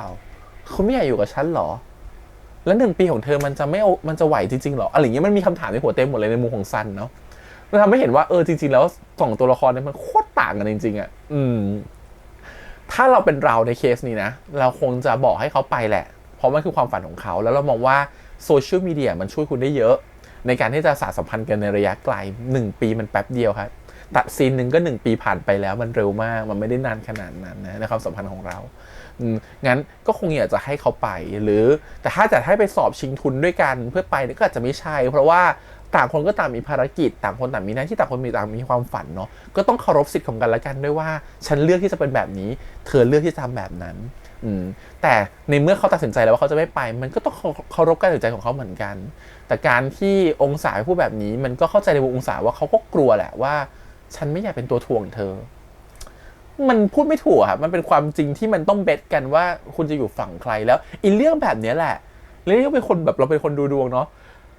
เรื่องแบบนี้เป็นปัญหาที่เหมือนจะง่ายนะแต่ก็ไม่ง่ายและแก้ยากมากเป็นเพราะปัญหาของความที่คนมันต่างกันแล้วมองคนละมุมมองกันเลยมองบอกไม่ใครว่าบอกไม่ถูกว่าใครจะถูกหรือใครจะผิดเพราะเห็นไหมพอเราพูดแบบเนี้ยมุมขององศาก็ถูกมุมของซันก็ถูกมันบอกไม่ได้เลยว่าใครถูกถ้าซันมาหาเราในมุมของว่ามาถามว่าหนูคิดไม่ถูกหรอคะมันก็บอกว่าหนูก็คิดถูกแล้วอ่ะ แล้วจะเข้าข้างองศาหรือจะเข้าข้างซันดีฉันก็ไปไม่ถูกเหมือนกันในคนให้คำปรึกษาเนาะหรือถ้าสมมติองศาเดินเข้ามาหาแล้วปรึกษาเรื่องนี้ก็อาจจะเข้าข้างองศาก็ได้อาจจะไม่เข้าข้างซันก็ได้คือมันเลือกไม่ได้มันมีความคิดเพราะมันอยู่คนละไม้บรรทัดกันมันวัดกันด้วยคนละเรื่องกันอันนี้สิ่งนี้คือสิ่งที่ยากมากๆถึงบอกว่าเปิดไพ่ดีกว่าให้ไพ่ตอบก็อาจจะเป็นแบบนั้นก็ได้ที่เป็นทางออกนะเพราะนี่มันปัญหาของคนบางครั้งมันไม่มีทางออกครับว่ามันต้องเลือกแบบไหนหรือจะเลิกกันดีไม่คบกันต่อไปแล้วมันก็มีอีกหลายๆเวที่ทำได้อะถูกไหมฮะซึ่งสิ่งนี้แหละเป็นสิ่งที่ทำให้คนน่ะเลิกกันมาหลายคู่แล้วค่ะจริงๆเลิกเพราะมันคือการที่ไม่เข้าใจกันในจุดที่เป็นรายละเอียดสำคัญหรือจุดที่มันเป็นซอฟต์สกิลอะไรบางอย่างความรู้สึกคือเหมือนแบบอย่างเนี้ยมันเป็นเรื่องของการที่ถ้ามองเอาละเอียดนะเหมือนอารมณ์ว่าซันจะมองว่าองศาเป็นคนที่ไม่เคยเข้าใจอะไรเลยไม่เคยเข้าใจเลยว่าคนอื่นเขาคิดยังไงหรือสังเกตคนไม่เก่งแค่นี้อาจจะไม่คนเขาเลิกกันก็ได้เพราะมองว่ามันจะไปต่อกันลำบากเช่นกันตัวองศาเองถ้าเป็นคนแบบสุดโต่งหน่อยอาจจะเลิกกับซันก็ได้ว่าซันเธอไม่เคารพสิทธิ์ของฉันเลยเธอไม่เคารพเสียงของฉันเลยเธอไม่เคารพว่าฉันควรจะพร้อมหรือไม่พร้อมในเวลาไหนที่จะบอกความรู้สึกออกไปอาจจะเป็นแบบนั้นนะแล้วก็ทะเลาะกันเรื่องนี้ก็เลิกกันก็ได้เยอะมากที่เป็นแบบนี้นะฮะก็รู้สึกแบบบางทีมันเป็นเรื่องที่ถามว่าจะดูไม่เป็นเรื่องแต่มันก็เป็นเรื่องขึ้นมาได้แต่ถ้ามองในมุมของคนนอกเรื่องนี้ตัดสินใจได้ไม่ยากว่าควรจะเป็นแบบไหนมันก็ขึ้นอยู่กับทัศนคติของคนที่มองไปฮะบางคนถ้ามองว่าการศึกษาดีกว่าความฝันดีกว่าคุณต้องทำความฝันก็จะเชียร์ซันแต่คนที่มองว่าเชียร์ซันไปนะครับผมแต่ถ้าคนที่มองว่าความรักมันดีกว่าความรักมันคือสิ่งที่ทำให้เรารู้สึกมีพลังก็อาจจะมองตามแบบที่ซันพูดก็ได้ว่าฉันไม่อยากทิ้งความรักอยากทิ้งสิ่งนี้แต่ถ้าในมุมของผู้ใหญ่ก็จะมองว่าแกมันโง่ความฝันน่ะมันคือสิ่งที่แกจะหล่อเลี้ยงแกในอนาคตแต่ความรักอาจจะไม่หล่อเลี้ยงเธอก็ได้ที่พูดแบบนี้เพราะอะไรเพราะว่ามันก็มีหลายคนเหมือนกันที่เอาความสัมพันธ์ความรักไปผูกติดกับความฝันของตัวเองถ้าถามว่าแย่ไหมไม่แย่นะฮะอารมณ์แบบคล้ายๆกันเลยสมมติว่าวันหนึ่งคุณแบบว่ามีลูกขึ้นมาลูกอ่อนอยู่เลยแล้วอยู่ดีคุณได้โอกาสบอกว่าคุณต้องทำงานเมืองนอก6 ปีถ้าโดนบังคับไม่มีทางเลือกเข้าใจได้นะแต่ถ้ามีทางเลือกเราอาจจะไม่อยากไปนะลูกเรายังเด็กอยู่เลยอยากจะอยู่กับลูกอยากจะอยู่กับคุณแม่เมียเราคงลำบากเนาะถ้าสมมติว่าลูกของเราต้องอยู่กับเขา2 คนแล้วเราต้องเอาตัวเองไปทำงานที่ต่างประเทศห่างกัน6 ปีสมมติอย่างเงี้ยเพราะฉะนั้นบางทีความฝันนะครับเมื่อเราอยู่ในจุดที่มันเป็นความสัมพันธ์ที่มันแน่นมากๆแล้วอ่ะในความฝันก็จะมีคนของเราอยู่ในนั้นด้วยเสมอตอนนี้ถ้าเราไม่มีใครความฝันเราก็จะมีพ่อกับแม่มีน้องสาวมีคนในครอบครัวเราอยู่ในนั้นเช่นกันเมื่อเรามีใครสักคนหนึ่งเข้ามาเป็นแฟนเราก็จะมีแฟนของเราอยู่ในความฝันของเราบางทีมันลิงก์กันโดยที่เราไม่รู้ตัวนะฮะแล้วมันก็เถียงกันไม่ได้ด้วยว่าใครถูกหรือใครผิดในว่าควรมีหรือไม่ควรมีควรเปลี่ยนความฝันของเราให้เป็นความฝันที่ของเราคนเดียวหรือความฝันของเราควรจะมีเขาอยู่ด้วยมันเถียงมันก็ไม่จบครับมันอยู่ที่ว่า2 คนมองกันยังไงมันถึงเป็นเรื่องของคน2 คนในเรื่องแบบนี้งั้นเรื่องนี้พูดยากนะฮะแต่พยายามพูดจะให้เห็นหลายมุมมองแต่ถ้าเรื่องนี้มันทำให้เห็นว่าความนิสัยมันต่างกันการตัดสินใจก็ไม่เหมือนกันพอพูดถึงเรื่องนิสัยก็ต้องโยงไปที่เรื่องของเอรินถูกไหมฮะว่าสิ่งที่ทำให้เอรินมีบุคลิกแบบนี้นิสัยแบบนี้ก็เกิดจากปมในวัยเด็กถูกบูลลี่มาก่อนถูกคนมาทำร้ายหรือพูดจาไม่ดีใส่จนรู้สึกว่าฉันไม่อยากเป็นมนุษย์เลยมนุษย์เป็นคนไม่ดีฉันไม่อยากมีเพื่อนเลยเพราะเพื่อนจะทำร้ายฉันก็เลยกลายเป็นคนที่บล็อกตัวเองไปหมดเลยอยู่ด้วยตัวคนเดียวแต่สิ่งที่อาจารย์ครูแบมไปขึ้นไปบอกชอบมากๆตอนที่บอกว่าบางครั้งการอยู่ด้วยคนเดียวมันก็เก็บความทุกข์ไว้คนเดียวนะแต่ถ้าคุณมีความทุกข์แล้วคุณเจอคนที่คุณไว้ใจได้แล้วพร้อมที่จะเล่าออกไปมันก็มีคนที่อย่างน้อยมีคนที่คอยรับฟังคุณแล้วว่าตรงเนี้ยมันไม่ต้องไปหาพระหาอะไรเลยแค่คุณไปแบมพูดแล้วว่าเอลินเข้าใจเลยและเก็ตเลยว่าว่ะสิ่งที่ผ่านมาตลอดฉันเก็บไว้คนเดียวแต่ฉันไม่เคยบอกมนุษย์เพื่อนไม่เคยบอกมนุษย์ญาติไม่เคยบอกมนุษย์แฟนเลยว่าจริงๆแล้วความรู้สึกของฉันตอนนี้เป็นยังไงเขาอาจจะพร้อมปลอบฉันอาจจะพร้อมกอดฉันอาจจะพร้อมทำในสิ่งที่เธอไม่คาดคิดเลยก็ได้ อันนี้คือสิ่งที่ครูแบมคะจะบอกว่าบางครั้งเก็บไว้คนเดียวมันก็ไม่ดีหรอกนะถ้ามันทำให้ตัวเองจะระเบิดการปล่อยออกไปอาจจะดีกว่า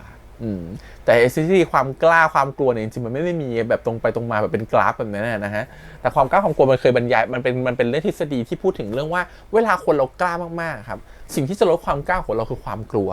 ซึ่งความกลัวมันเกิดจากหลายรูปแบบนะฮะเช่น กลัวว่าจะไม่มีใครสู้เราได้แล้วเพราะเราอยู่สูงที่สุดแล้วเลยต้องกดตัวเองลงหรือกลัวว่าถ้าไปโตกว่านี้เราจะไปสู้คนข้างบนไม่ได้เราเลยไม่อยากไปต่อแล้วกลัวการจะไปต่อหรือกลัวว่าจะแพ้กลัวว่าจะผิดหวังคนแบบนี้จะเป็นพวกคล้ายๆสายเพอร์เฟกต์ที่อารมณ์ว่าต้องทำทุกอย่างให้มันดีเนี้ยหมดไม่ให้ผิดหวังไม่ได้ครั้งเดียวแต่พอเจอความผิดหวังมาครั้งเดียวดาวเลยชีวิตกลัวไปหมดเลยแล้วแต่ไม่กล้าทำอะไรอีกแล้วกลัวมันก็มีมันความกลัวกับความกล้ามันคือสิ่งที่เป็นเส้นตัดกันน่ะเวลาคุณกล้ามากคุณก็จะมีความกลัวน้อยลงเวลาคุณกล้าน้อยลงคุณก็จะมีความกลัวที่มากขึ้นมันเป็นเส้นที่อาจจะไม่บรรจบกันแล้วมันไปด้วยกันไม่ได้แต่สิ่งมันไปด้วยกันได้คือถ้าสมมติคุณเอาความกลัวเป็นพลังงานให้คุณกล้าล่ะกลัวจังเลยแต่ฉันก็จะกล้าที่จะเดินต่อไปแล้วว่าอันนี้คือสิ่งที่ทำให้คุณโตไปได้เรื่อยๆมากกว่านะงั้นเราว่าสิ่งที่ความกล้าความกลัวที่มันเกิดขึ้นเพื่อจะบรรยายเอลินไม่ใช่ความกล้าหรือความกลัวหรอกครับแต่มันคือการที่เอลินไม่เคยกล้ามาก่อนเลย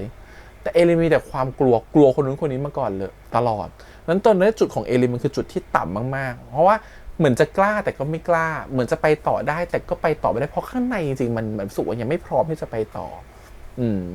เพราะฉะนั้นความกลัวมันมากกว่าความกล้าแต่ตอนเนี้ย